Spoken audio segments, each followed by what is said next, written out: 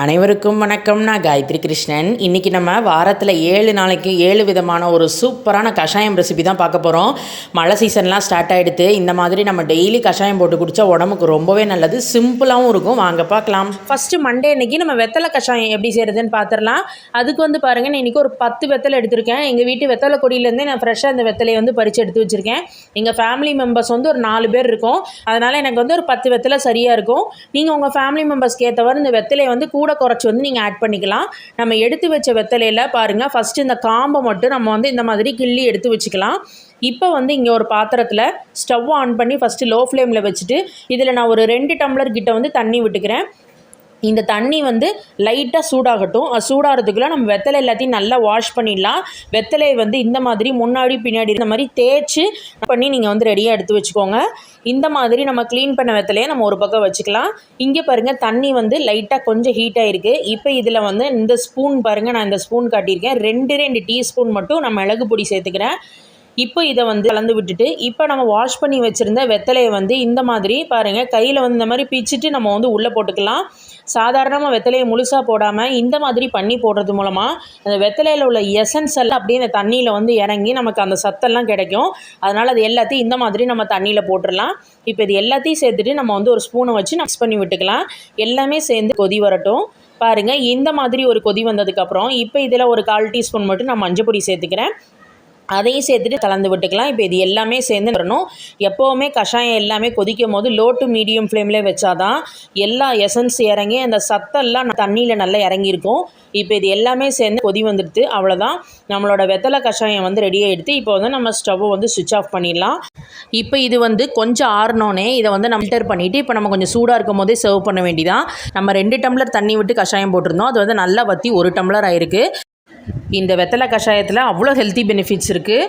கபம் சேராது, அதே மாதிரி நாக்கு நல்லா சுத்தமாகும். அதனால் வீக்லி ஒன்ஸ் இந்த மாதிரி வெத்தலை கஷாயத்தை எல்லோரும் ட்ரை பண்ணுங்கள் ஃப்ரெண்ட்ஸ்.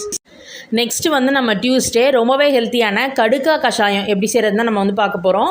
அதுக்கு ஸ்டவ் ஆன் பண்ணி பாத்திரத்தில் ஒரு 1.5 டம்ளர் கிட்ட தண்ணி விட்டுருக்கோம். தண்ணி நல்லா ஹீட் ஆனதும் இப்போ இதில் ஒரு டேபிள் ஸ்பூன் ஃபுல்லாக நான் கடுக்கா பொடியை ஆட் பண்ணிவிட்டு பண்ணி விட்டுக்கிறேன். அதே மாதிரி தான் லோ டு மீடியம் ஃப்ளேம்லேயே வச்சுக்கோங்க. எல்லாமே சேர்ந்து பாருங்கள், இந்த மாதிரி நத்தி வந்திருக்கு. 1.5 டம்ளர் தண்ணி விட்டுருந்தோம், அது 1 டம்ளர் ஆயிருக்கு. குறைஞ்சி வந்தோடனே ஸ்டவ்வை ஆஃப் பண்ணிடலாம். கொஞ்சம் ஆறுனதுக்கப்புறம் நம்ம இது எல்லாத்தையுமே நம்ம ஃபில்டர் பண்ணி எடுத்துக்கலாம். அவ்வளோதான், நம்மளோட கடுக்கா கஷாயம் ரெடியாக எடுத்து இப்போ இதில் ஒரே ஒரு ஸ்பூன் மட்டும் நான் பனங்கல்கண்டு சேர்த்துக்கிறேன். அதையும் சேர்த்துட்டு விட்டுட்டு நம்ம சூடாக சர்வ் பண்ண வேண்டிதான். இந்த கடுக்கா கஷாயத்தில் வாரத்தில் ஒரு தடவை எடுத்துக்கிறது மூலமாக உடலில் உள்ள உஷ்ணம் சீராகும். அதனால் கண்டிப்பாக இதையும் வீக்லி ஒன்ஸ் எல்லோரும் எடுத்துக்கோங்க. நெக்ஸ்ட்டு நம்ம புதன்கிழமைக்கு ரொம்பவே ஹெல்த்தியான தூதுவளை கஷாயம் எப்படி செய்கிறதுன்னு தான் பார்க்க போகிறோம். அதுக்கு நான் இன்றைக்கி சின்ன கட்டு தூதுவளை வாங்கியிருந்தேன். அதை பண்ணிவிட்டு இந்த மாதிரி இலையை மட்டும் நம்ம தனியாக ரிமூவ் பண்ணி எடுத்து வச்சிடலாம். ஏன்னா இதில் முள்ளெல்லாம் இருக்கும், அதனால் நல்லா க்ளீன் பண்ணிவிட்டு இலையை மட்டும் எடுத்து வச்சிடலாம். இப்போ இன்னும் கூடுதலுக்காக எங்கள் வீட்டு மாடி தோட்டத்துலேருந்து நான் கொஞ்சம் கற்பூரவள்ளி, துளசி 2யுமே பறித்து அதோட நான் ஆட் பண்ணிக்க போகிறேன். பாருங்கள், எங்கள் வீட்டு செடியிலேருந்து கற்பூரவள்ளியை மட்டும் ஃபஸ்ட்டு பறிச்சாச்சு. ஒரு 6லேருந்து 7 இலை பறிச்சிருக்கேன். அதே மாதிரி துளசியும் நம்ம பறிச்சிக்கலாம். இப்போ இது 2யுமே நான் ஒரு பிளேட்டில் ஆட் பண்ணிட்டேன். ஆல்ரெடி நம்ம தூதுவளை வச்சுருந்தோம்ல, அதையும் நம்ம இதோடய சேர்த்துக்கலாம். இப்போ ஒரு பாத்திரத்தில் தண்ணியில் இது எல்லாத்தையும் போட்டுட்டு வாஷ் பண்ணிக்கோங்க. மண்ணெல்லாம் இல்லாமல் முதல்ல க்ளீன் பண்ணி நம்ம ரெடியாக எடுத்து வச்சுக்கலாம். இப்போ ஒரு பாத்திரத்தில் நான் ஒரு 2 டம்ளர் கிட்ட தண்ணி ஆட் பண்ணிக்கிறேன். இப்போ அந்த தண்ணியில் நம்ம எடுத்து வச்சுருந்த அந்த துளசி, கற்பூரவள்ளி, தூதுவளை இது 3யுமே அதே மாதிரி தான் இந்த மாதிரி பிச்சுட்டு நம்ம உள்ளே சேர்த்துக்கலாம். அப்போ தான் எல்லாமே இந்த சூப்பராக கொதி வரும். இப்போ இது எல்லாத்தையுமே நம்ம ஆட் பண்ணிவிட்டு அடுப்பை லோ டு மீடியம் ஃப்ளேம்லேயே வச்சுக்கலாம். லேசாக ஒரு கொதி இந்த மாதிரி வர ஆரம்பிக்கும் போது இதில் ஒரு 1/2 டீஸ்பூன் மட்டும் நான் மஞ்சள் பொடி ஆட் பண்ணிக்கிறேன். எல்லாத்தையும் சேர்த்துட்டு நம்ம விட்டுக்கலாம். இப்போ இது எல்லாமே சேர்ந்து கொதி வரணும். இப்போ கரெக்டாக ஒரு 3 நிமிஷம் இருக்குது. பாருங்கள், எல்லாமே சேர்ந்து இது உங்களுக்கு நான் ஸ்பூனில் எடுத்து காட்டுறேன். கலரே நிறைய சூப்பராக வந்திருக்கு பாருங்கள். இப்போ நம்ம ஸ்டவ்வை ஸ்விட்ச் ஆஃப் பண்ணிடலாம். இப்போ இதை ஃபில்டர் பண்ணிவிட்டு சூடாக சர்வ் பண்ண வேண்டிதான். வீக்லி ஒன்ஸ் இந்த தூதுவளை, கற்பூரவள்ளி, துளசி இந்த 3யும் போட்டு இந்த கஷாயத்தை எடுத்துக்கிறது மூலமாக சளி பிடிக்காது. கண்டிப்பாக ட்ரை பண்ணுங்கள். நெக்ஸ்ட்டு நம்ம வியாழக்கிழமைக்குள்ள கஷாயம் பார்த்துடலாம். சுக்கு, மிளகு, ஓமம் எல்லாமே போட்டு ஒரு சூப்பரான கஷாயம் தான் பார்க்க போகிறோம். அதுக்கு கடாயில் நான் இன்றைக்கி 1 டேபிள் ஸ்பூன் ஓமம் எடுத்திருக்கேன், 1 டேபிள் ஸ்பூன் வந்து மிளகு ஆட் பண்ணிக்கலாம், 1 டேபிள் ஸ்பூன் வந்து ஜீரகம், எல்லாமே வந்து ஒரே அளவாக இருக்கணும். இப்போ இது எல்லாத்தையும் சேர்த்துட்டு நமக்கு வேண்டிதான். எல்லாத்தையும் நம்ம ட்ரை ரோஸ்ட் தான் பண்ண போகிறோம். ஓமம் வந்து பிடிக்கணும், அதே மாதிரி மிளகு ஜீரகம் இது ரெண்டுமே பிரிஞ்சு வரணும். அதனால் இது எல்லாத்தையுமே நம்ம இந்த மாதிரி நல்லா ரோஸ்ட் பண்ணிக்கலாம். இப்போ பாருங்கள், இந்த அளவுக்கு ரோஸ்ட் பண்ணியாச்சு. உங்களுக்கு பார்த்தாலே தெரியும் மாறி வந்திருக்கு. இந்த அளவுக்கு எல்லாமே நல்லா ரோஸ்ட் ஆனதும் இதில் வந்து 1 ஸ்பூன் வந்து சுக்கு பொடி சேர்த்துட்டு இதையும் வந்து பண்ணி விட்டுக்கலாம். சுக்கு பொடி சேர்த்தனால இன்னும் ஒரு நிமிஷத்துக்கு மட்டும் இது அப்படியே இந்த சூட்டுலேயே வந்து நம்ம கலந்து விட்டுறலாம். இப்போ வந்து ஸ்டவ்வை வந்து ஸ்விட்ச் ஆஃப் பண்ணிவிட்டு இது எல்லாத்தையும் ஒரு பிளேட்டில் கொட்டி வச்சுருங்க. கூலானதுக்கப்புறம் நம்ம மிக்ஸி ஜாரில் மாற்றிட்டு பாருங்கள், இந்த மாதிரி நல்லா நம்ம வந்து அரைச்சி எடுத்துக்கலாம். இப்போ அதே மாதிரி பாத்திரத்தில் வந்து தேவையான அளவு தண்ணி விட்டுருக்கேன். தண்ணி வந்து லைட்டாக ஹீட் ஆனதும் நம்ம மிக்ஸி ஜாரில் அரைச்ச அந்த பொடியை வந்து நம்ம உள்ளே ஆட் பண்ணிக்கலாம். இப்போ இது எல்லாத்தையும் சேர்த்துட்டு நம்ம வந்து வேண்டிதான். அடுப்பு வந்து மீடியம் ஃப்ளேம்லேயே இருக்கட்டும். எல்லாமே சேர்ந்து ஒரு கொதி வரணும், ஒரு 5 நிமிஷத்துக்காவது. இப்போ வந்து பாருங்கள், ஒரு 5 மினிட்ஸ்க்கு அப்புறம் எந்த அளவுக்கு எல்லாம் இறங்கி கொதி வந்திருக்கு அப்படின்னு. இப்போ வந்து நம்ம ஸ்டவ்வை ஸ்விட்ச் ஆஃப் பண்ணிடலாம். கொஞ்சம் ஆறுனதுக்கப்புறம் இந்த மாதிரி ஃபில்டரில் வந்து ஃபில்டர் பண்ணிவிட்டு நம்ம ரெடியாக எடுத்து வச்சுக்கலாம். இப்போ வந்து ஃபில்டர் பண்ணது ரெடியாக இருக்குது. இதில் வந்து நான் 1 ஸ்பூன் பனங்கல்கண்டு சேர்த்துக்கிறேன். அதையும் சேர்த்துட்டு வந்து விட வேண்டிதான். அவ்வளோதான் ஃப்ரெண்ட்ஸ், நம்மளோட சுக்கு மிளகு ஜீரகம் ஓமம்லாம் போட்ட கஷாயம் வந்து ரெடியாக எடுத்து இப்போ இந்த மாதிரி நம்ம சூடாக சர்வ் பண்ணலாம். இதில் வந்து அவ்வளோ ஹெல்த்தி பெனிஃபிட்ஸ் இருக்குது. வயிற்றில் வந்து ஜீரணத்துக்கு ரொம்பவே நல்லது. அதே மாதிரி வயிறு சம்மந்தப்பட்ட எந்த பிரச்சனையுமே நமக்கு வராது இதை வாரத்தில் ஒரு தடவை எடுத்துக்கிறது மூலமாக. அதனால் இந்த கஷாயத்தை கண்டிப்பாக எல்லோரும் ட்ரை பண்ணுங்கள். நெக்ஸ்ட்டு வந்து நம்ம வெள்ளிக்கிழமைக்கு வெந்தயம் தனியா இது 2 போட்டு ஒரு சூப்பரான கஷாயம் பார்த்துடலாம். அதுக்கு வந்து கடாயில் நான் வந்து 1 டேபிள் ஸ்பூன் தனியா எடுத்திருக்கேன். அதே ஸ்பூனில் வந்து 1 டேபிள் ஸ்பூன் வெந்தயம் ஆட் பண்ணிக்கலாம். அதுவும் ரெண்டுமே ஒரே அளவாக பார்த்துக்கோங்க. இப்போ இது ரெண்டையுமே நம்ம வந்து ட்ரை ரோஸ்ட் பண்ண போகிறோம். இது செவந்து வாசனை வர அளவுக்கு நம்ம வறுக்கணும். பாருங்கள், இந்த மாதிரி வெந்தயம் தனியா எல்லாரும் மாதிரி இந்த அளவுக்கு வந்திருக்கணும். இப்போ வந்து நம்ம ஸ்டவ்வை ஸ்விட்ச் ஆஃப் பண்ணிடலாம். இதை வந்து ஒரு பிளேட்டில் கொட்டிடுங்க. இது எல்லாமே மட்டும் கூலானதுக்கப்புறம் நான் வந்து இந்த மிக்ஸி ஜாருக்கு மாற்றிட்டேன். பாருங்கள், மாற்றினதுக்கப்புறம் இதை வந்து பவுடராக நம்ம வந்து அரைச்சி எடுத்துக்கலாம். ஸ்பூனில் எடுத்து காட்டுறேன். இந்த அளவுக்கு நம்ம வந்து அரைச்சி எடுத்து வச்சுக்கலாம். அதே மாதிரி தான் பாத்திரத்தில் வந்து ஆல்ரெடி ஒரு டம்ளர் வந்து தண்ணி விட்டுருக்கோம். இந்த தண்ணியில் நம்ம அரைச்ச பொடியிலேருந்து ஒரு டேபிள் ஸ்பூன் பொடியை வந்து நம்ம உள்ளே சேர்த்துட்டு மிக்ஸ் பண்ணி விட்டுக்கலாம். எல்லாமே சேர்ந்து நட்டும் பாருங்கள், இந்த அளவுக்கு எல்லாமே சேர்ந்து நல்லா கொதிச்சு 1 டம்ளர் வந்து நல்லா 1/2 டம்ளர் ஆகிருக்கு. இப்போ வந்து நம்ம ஸ்டவ்வை ஸ்விட்ச் ஆஃப் பண்ணிடலாம். ஸ்விட்ச் ஆஃப் பண்ணிவிட்டு இதை வந்து நம்ம ஃபில்டர் பண்ணி எடுத்துக்கலாம். இப்போ இந்த கஷாயத்தில் நம்ம 1 ஸ்பூன் பனங்கல்கண்டை சேர்த்துட்டு கலந்து விட வேண்டிதான். இப்போ இதையும் வந்து நம்ம சுட சுட சர்வ் பண்ணலாம். இந்த கஷாயத்தை நம்ம எடுத்துக்கிறது மூலமாக உடம்புல உள்ள பித்த நீர் வந்து வெளியேறும். அதனால் இதையும் வந்து வீக்லி ஒன்ஸ் எல்லோரும் ட்ரை பண்ணுங்கள். நெக்ஸ்ட்டு வந்து நம்ம சாட்டர்டே ரொம்ப ஹெல்த்தியான முருங்கைக்கீரை சூப் தான் பார்க்க போகிறோம். ஃபஸ்ட்டு முருங்கைக்கீரைக்கு வீட்டிலையே முருங்கை மரத்துலேருந்து நான் இந்த மாதிரி ஃப்ரெஷ்ஷாக முருங்கைக்கீரை இலையை வந்து பறித்து எடுக்க போகிறேன். பாருங்கள், அவ்வளோ ஃப்ரெஷ்ஷாக இருக்குது. நான் வந்து இன்றைக்கி இவ்வளோ முருங்கைக்கீரை எடுத்து வச்சுருக்கேன். வாஷ் பண்ணிவிட்டு இந்த மாதிரி நான் ரெடியாக எடுத்து வச்சுருக்கேன். இப்போ இது சிம்பிளாக எப்படி பண்ணுறதுன்னு தான் நம்ம இன்றைக்கி பார்க்க போகிறோம். ஒவ்வொரு இலையாக நீங்கள் வந்து ஆஞ்சி எடுத்து இதை பண்ணணும்னு இல்லை. இந்த மாதிரி மேலே உள்ள அந்த காம்பை மட்டும் நீங்கள் எடுத்துட்டிங்கனாலே பாருங்கள், மேல் காம்பை மட்டும் விட்டுட்டு இந்த தண்டோடு அப்படியே இதை நீங்கள் வந்து உள்ளே போட்டுடலாம். ரொம்ப சிம்பிளாகவே பண்ணிடலாம். இந்த மாதிரி நீங்கள் எவ்வளோ வேணுமோ அந்தளவுக்கு நீங்கள் எடுத்து போட்டுக்கோங்க ஒரு பாத்திரத்தில். இதுக்கு வந்து எனக்கு 2 டம்ளர் தண்ணி சரியாக இருக்கும். நான் 2 டம்ளர் தண்ணி விட்டுருக்கேன். இப்போ ஸ்டவ்வை ஆன் பண்ணி பாத்திரத்தை வச்சாச்சு. இப்போ இதில் நம்ம வரிசை இன்க்ரீடியன்ட்ஸ் எல்லாமே ஆட் பண்ணிடலாம்.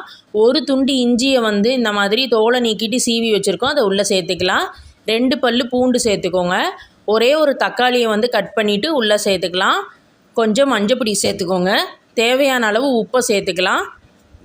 எல்லாத்தையும் சேர்த்துட்டு நீ விட்டுக்கோங்க. எல்லாமே சேர்ந்துட்டதுக்கப்புறம் அந்த தண்ணியை மட்டும் அப்படியே வச்சுட்டு மீதி அந்த கொதித்த இன்க்ரீடியன்ட்ஸ் எல்லாத்தையும் மிக்ஸி ஜாரில் ஆறுனதுக்கப்புறம் ஆட் பண்ணிடுங்க. ஒரே ஒரு ஸ்பூன் மட்டும் நம்ம சர்க்கரையை சேர்த்துக்கலாம். சேர்த்துட்டு இந்த மாதிரி நீங்கள் வந்து அரைச்சி எடுக்கணும். நான் ஓப்பன் பண்ணி காட்டுறேன் பாருங்கள். இப்படி நீங்கள் வந்து அரைச்சி எடுத்துக்கோங்க. இப்போ இதில் பாருங்கள், ஃபஸ்ட்டு நம்ம அந்த கொதித்த தண்ணியை வச்சுருந்தோம், அதையும் நம்ம வந்து உள்ளே சேர்த்துடலாம். எல்லாத்தையும் ஒரு ஸ்பூனை வச்சு நல்லா மிக்ஸ் பண்ணி விட்டுட்டு நம்ம வந்து இதை ஃபில்டர் பண்ணி எடுத்துக்கலாம். ஃபில்டரில் விட்டுட்டு ஒரு ஸ்பூனை வச்சுக்கோங்க. பாருங்கள், இந்த மாதிரி மேலே உள்ளது மட்டும் தனியாக வந்துடும். அதையும் நீங்கள் கூலானதுக்கப்புறம் கையில் பிழிஞ்சிட்டு உள்ளே சேர்த்துக்கோங்க. அவ்வளோதான். பாருங்கள், கீழே அந்த சூப்பு மட்டும் நமக்கு வந்து தனியாக செக்ரிகேட் ஆகிடுது. இப்போ ஸ்டவ் ஆன் பண்ணி அதை வச்சுட்டு மிளகு ஜீரகம் 2ஐயும் மட்டும் நம்ம தட்டி உள்ளே போட்டுக்கலாம். ஒரே ஒரு கொதி மட்டும் வந்ததுக்கப்புறம் இப்போ இதில் அரை லெமனோட ஜூஸை வந்து இந்த மாதிரி பிழிஞ்சிக்கோங்க. இப்போ இது எல்லாத்தையும் சேர்த்துட்டு மிக்ஸ் பண்ணி விட்டுக்கலாம். அவ்வளோதான், நம்மளோட ரொம்பவே டேஸ்டி அண்ட் ஹெல்த்தியான முருங்கைக்கீரை சூப் வந்து ரெடி. இப்போ வந்து நீங்கள் இதை சுட சுட சர்வ் பண்ணிடலாம்.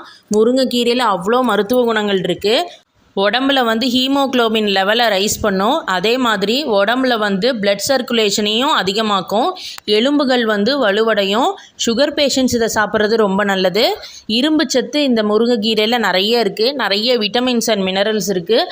இவ்வளோ மருத்துவ குணங்கள் இருக்குது இந்த முருங்கைக்கீரையில். இதை நீங்கள் வாரத்தில் ஒரு தடவை இந்த மாதிரி சூப் பண்ணி சாப்பிடுங்க. குழந்தைங்கள்லேருந்து பெரியவங்க வரைக்கும் எல்லோரும் சாப்பிட்லாம்.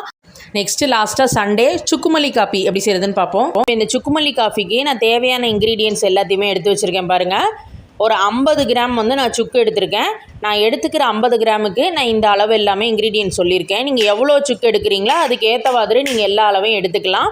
50 கிராம் சுக்குக்கு வந்து 50 கிராம் வந்து நான் மல்லி எடுத்திருக்கேன், அதாவது தனியாக எடுத்திருக்கேன். ரெண்டுமே ஒரே அளவு எடுக்கணும். 1 டேபிள் ஸ்பூன் வந்து நான் மிளகு எடுத்து வச்சுருக்கேன்.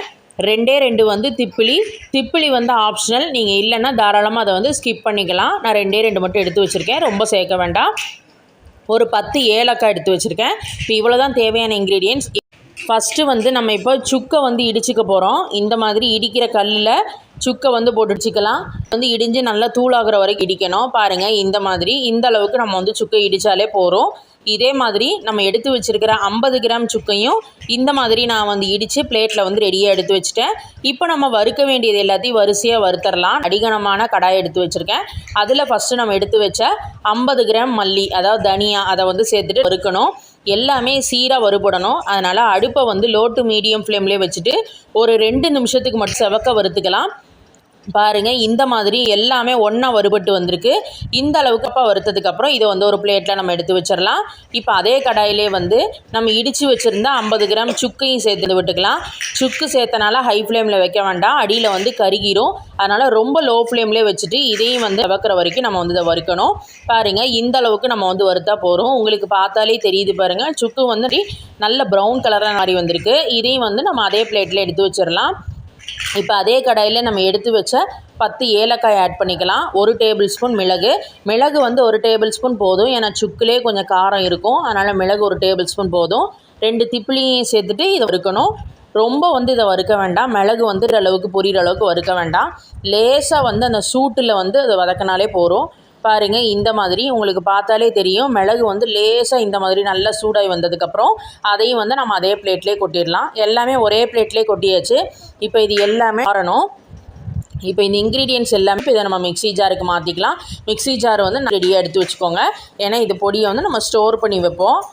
அதனால் இப்போ இது எல்லாத்தையும் ஒன்றா சேர்த்துட்டு நம்ம வந்து அரைச்சி எடுத்துக்கலாம். இந்த அளவுக்கு ஈஸாக அரைச்சி எடுத்துக்கோங்க. அவ்வளோ வாசனையாக இருக்குது சுக்குமல்லி பொடி. இந்த மாதிரி அதுக்கப்புறம் ஒரு ஏர்டைட் கண்டெய்னரில் போட்டு ஸ்டோர் பண்ணி வச்சுக்கோங்க. நீங்கள் வந்து ஒரு 15லேருந்து 1 மாதம் கிட்ட வரைக்கும் நீங்கள் இதை வச்சு யூஸ் பண்ணிக்கலாம். இப்போ சுக்குமல்லி காப்பி போடுறது எப்படிங்கிறத நம்ம பார்த்துடலாமா? அதுக்கு ஃபஸ்ட்டு நான் வந்து ஒரு 2 கப்பு மட்டும் தண்ணி விட்டுருக்கேன். எதில் நம்ம சர்வ் பண்ண போகிறோமோ அதில் ஒரு 2 கப் தண்ணி விட்டுருக்கேன். இப்போ நம்ம ரெடி பண்ண இந்த சுக்குமல்லி பொடியில் ஸ்பூன் ஃபுல்லாக நான் வந்து எடுத்து உள்ளே ஆட் பண்ணிவிட்டு இந்த மாதிரி ஒரு இதை கலந்து விட்டுக்கலாம். ரொம்ப பொடி சேர்க்க வேண்டாம். 1 ஸ்பூன் வந்து 2 கப்புக்கு சரியாக இருக்கும். இப்போ இது எல்லாமே சேர்ந்து கொதிக்கணும். பாருங்கள், இந்த மாதிரி ரொம்ப பெருசாக வச்சுட்டு இது கொதிக்க வேண்டாம். லோ டு மீடியம் ஃப்ளேம்லேயே வச்செல்லாம் இறங்கி இந்த அளவுக்கு அது வந்து நல்லா கொதிச்சோன்னே நம்ம வந்து ஸ்டவ்வை ஆஃப் பண்ணிவிட்டு இந்த மாதிரி நம்ம எல்லாத்தையுமே ஃபில்டர் பண்ணி ரெடியாக எடுத்து வச்சுக்கலாம். இப்போ இதில் வந்து தேவையான அளவு நம்ம வந்து நாட்டு சக்கரை ஆட் பண்ண போகிறேன். 2 கப்புக்கு வந்து நான் ஒரு 2 டேபிள் ஸ்பூன் கிட்ட வந்து நாட்டு சக்கரை போடுறேன். நீங்கள் வந்து நாட்டு சர்க்கரைக்கு பதிலாக வெல்லத்தை கூட ஆட் பண்ணிக்கலாம், பனங்கல்கண்டும் சேர்த்துக்கலாம். எல்லாமே உங்களோட சாய்ஸ் தான். இப்போ இது எல்லாத்தையும் சேர்த்துட்டு ஒரு விட்டுருங்க. நாட்டு சக்கரை வந்து ஏறுற மாதிரி இதை வந்து நம்ம பண்ணலாம். அவ்வளோதான், நம்ம வெந்நீரில் கலக்கக்கூடிய சுக்குமல்லி காப்பி வந்து ரெடி ஆயிடுச்சு. அதை வந்து நான் ஒரு டம்ளரில் எடுத்து வச்சுட்டேன்.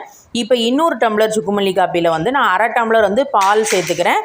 பால் வந்து நல்லா காய்ச்சி ஆறின பால், அதை வந்து உள்ளே ஆட் பண்ணிவிட்டு அதை வந்து நம்ம அவ்வளோதான், நம்மளோட 2 டைப்ஸ் ஆஃப் சுக்குமல்லி காப்பி வந்து ரெடி. இந்த சுக்குமல்லி காப்பியோட ஸ்பெஷாலிட்டி சுட சுட சர்வ் பண்ணால் தான் சூப்பராக இருக்கும். அப்படியே சூடாக சாப்பிட்டாலே அந்த சளிக்கும் இருமலுக்கும் அவ்வளோ நல்லாயிருக்கும் சாப்பிட்றதுக்கு. இந்த சுக்குமல்லி காஃபி வந்து கண்டிப்பாக எல்லோரும் உங்கள் வீட்டில் ட்ரை பண்ணி பாருங்கள். பாலில் மிக்ஸ் பண்ணது, வெந்நீரில் மிக்ஸ் பண்ணது ரெண்டுமே சூப்பராக இருக்கும். இன்றைக்கி ரெசிபி பார்த்துருப்பீங்க. 7 நாளைக்கு 7 விதமான கஷாயம். கண்டிப்பாக உங்கள் எல்லாருக்குமே யூஸ்ஃபுல்லாக இருக்கும்னு நான் நம்புகிறேன் ஃப்ரெண்ட்ஸ்.